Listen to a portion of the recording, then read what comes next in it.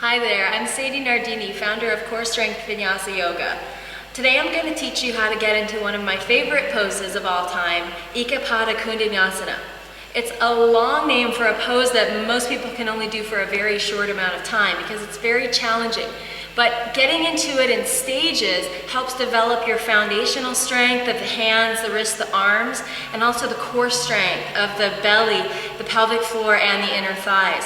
And then once you get all that realigned, strengthened, and opened, you can expand and fly into a pretty incredible place. So take your time to do this and make sure that you're very warmed up. You can try some of my core salutations and maybe the yoga for weight loss right after that. That's going to get you quite open enough to approach this pose. So let's do it together from stage one to the super adventure pose that it becomes.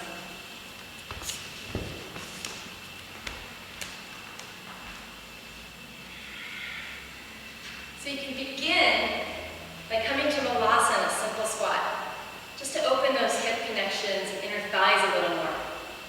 And then once you're done with that, maybe 3 to 10 breaths even if you feel a little tight today. You could come here and bring your back leg down and your front foot into a lunge. So the different stages of this pose are so that you can get deep into the hip joint, so you can start to open those inner thighs and build that core strength. And the first one, stage one, is just simply coming here inside the foot, so both hands inside the foot, and you just bow in deeply. Hug your right hip behind you and bow the head, breathing here. And after you've done that for a little while, you're ready to take the right hand behind that right heel.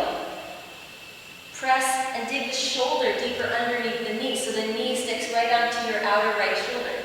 Then replace that hand to the outside of your right foot and walk your right foot towards the center of your mat. From here, lean forward, lift the back knee, and see if you can press the hands down and lift up through the abdominal strength, even rounding up through your back to help lift this front leg. From there, lean forward and stretch your front leg straight as you take this preparatory pose, chaturanga arms, squeezing the front leg in. And eventually you'll lean forward enough to lift the back leg off the floor. Maybe even swinging it to the right and lifting it higher.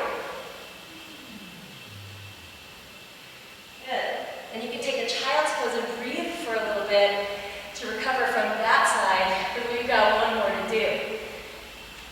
So you can step the left foot forward, bring both hands inside, and bow in. And really open that sitting bone and then close it down, folding in. And once you're ready, take that left shoulder inside the left knee. Scoot the foot to center so there's room for your hand there. And then press forward and up. You can leave the back knee down while you do this, but I find it nice to lift higher. So getting up nice and tall, squeezing this left knee in. Try chaturanga, extending the leg. You're going to have to roll that front foot in and open your left sitting bone wide. Step your back foot over to the left and pressing down on your front leg, get that nice lift of the back. Ekapada Kundanyasana. Good. So it is a challenging pose for sure, but if you can really use the physics of your chaturanga arms, use the strength of your knees squeezing in, and your core connection lifting you, it's much, much easier to find that balanced place where you can fly. So as you work towards this pose, which builds all sorts of stuff, even as you're preparing for the adventure of it, realize you're in the adventure now, honey.